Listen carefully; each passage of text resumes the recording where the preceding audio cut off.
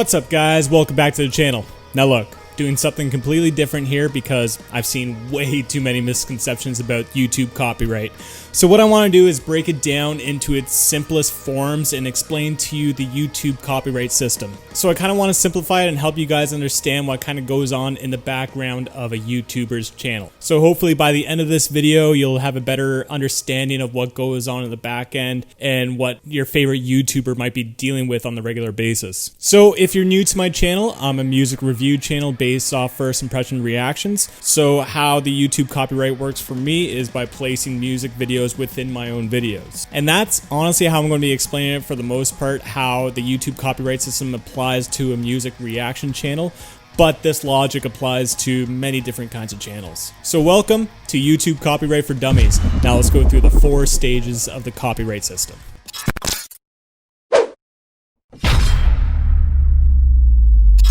Okay, stage 1 is the copyright claim. Now this essentially happens to all my videos. Pretty much 99% of my videos are claimed, meaning that I cannot monetize it because I placed a music video within my video, so the YouTube algorithm has picked it up and claimed it. In my case, I'm using a licensed music video from a record label, which means all monetization from the ad revenue goes straight to the label. I do not make a single penny, nada, zero, nothing from these videos. It all goes straight to the label, which is actually a really fair system because it helps prevent people from stealing other people's content, and that's not fair. And that's why Patreon is so important to a lot of YouTubers who put in a lot of time and work, and then the YouTube copyright system is not fair to them, but we also understand the gray area. It's kind of complex, but that's why you should support your favorite YouTubers.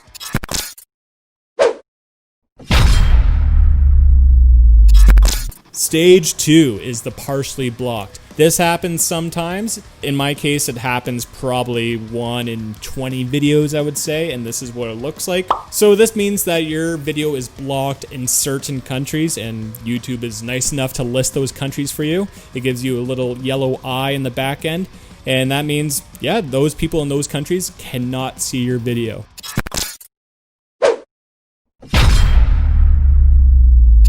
Stage 3 is the copyright block.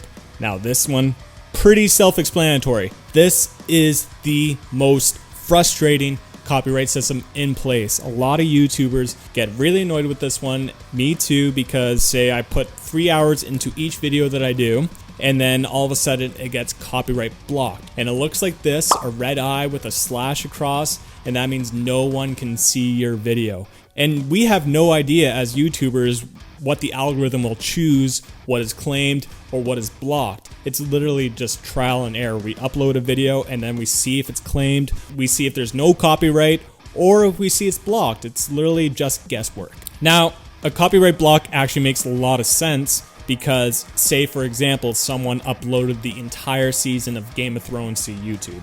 Now, all that hard work, money that was spent for the production, the cast and crew, all their time and effort is now being partially taken away because of some YouTuber who uploaded the entire season, collecting that ad revenue, and it's all going straight to his or her pocket. And that means that person's partially stealing HBO's kind of profit. So HBO needs to enforce a copyright block so that doesn't happen. So it totally makes sense in a lot of regards. And another example that's more relatable is, say someone uploaded the Metallica Enter Sandman music video to their YouTube page.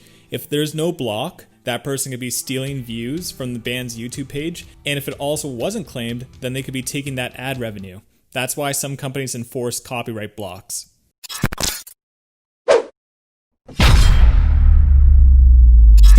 Okay, stage 4. The copyright strike. This is the big one. This is the bad one, guys. Essentially, just like baseball, if you get 3 strikes, you're out of here. I've unfortunately never got one, knock on wood, but this is what it looks like apparently. You get an email saying that you've gotten a copyright strike, and like I said, 3 of those, your channel is toast. You are obsolete, you are no more, you're gone from YouTube.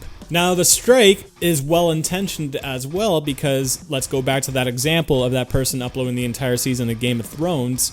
Say HBO caught wind of that, they can request to give a copyright strike to that YouTuber, basically for being foul play, for not being fair and kind of not abiding by YouTube's rules and regulations. So I try to do my best, even as a reaction channel, to abide by YouTube's rules and regulations. Even a lot of music labels actually come up to me and offer me songs so I can feature it on the channel. So a lot of labels do see the benefit of the music just claimed and all the ad revenue going to them, but then there are some that you gotta watch out for that actually will give out copyright strikes. So a copyright strike is fair, but let's go back to all the examples about me showing off a new band, showing it for brand awareness, and a record label catches wind of that and gives me a copyright strike. I think that is total BS, because I'm literally just giving them free marketing. Sure, it's helping my channel grow at the same time, but it's kind of a win-win situation. You guys, as my followers, will be finding a new band, the record label will be getting more ad revenue, and my channel will grow in a bit more numbers. So it's literally a win-win, and a lot of record labels do see the benefit of it, but there are some that are a little bit old school that will take down a channel no matter what. Now, if you are one of these evil companies, this is actually going to hurt you in the long run if you're giving out copyright strikes to a lot of smaller YouTubers,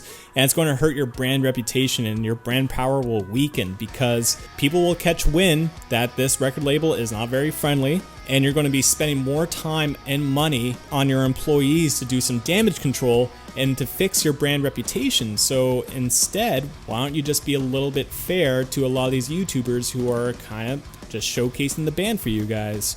Could probably save you some money in the long run. Actually, you'll earn some more money too because of our ad revenue. Just saying. Alright, so those are the 4 stages of the copyright system. It's flawed, but it's very well intentioned, and YouTubers have to abide by those rules, but sometimes it does not work out in our favor. And as a music reaction channel, I have noticed that some videos work for other YouTubers and they don't work for me, and vice versa. Say if I showcase a music video, it gets blocked, but then I see other YouTubers feature that music video with no problems because the algorithm is flawed. No one understands it. I don't even think YouTube understands the algorithm. It's a constant work in progress. So we just have to kind of work with it and kind of go with the new changes that it's constantly updating every single day. So there's a lot of gray areas in copyright in general. There always will be, but that's the copyright system from YouTube, at least from a music reaction channel standpoint. And my argument about it, what I think is fair and what I think is unfair, so you guys kind of see my side of the coin. But hopefully you guys understood the copyright system a little bit better and see what your favorite YouTuber might actually be dealing with on the regular basis. So if you guys have any questions about it, then let me know in the comments down below. I'll try to do my best to answer your questions. But other than that, thank you for tuning in. Till next time. Peace.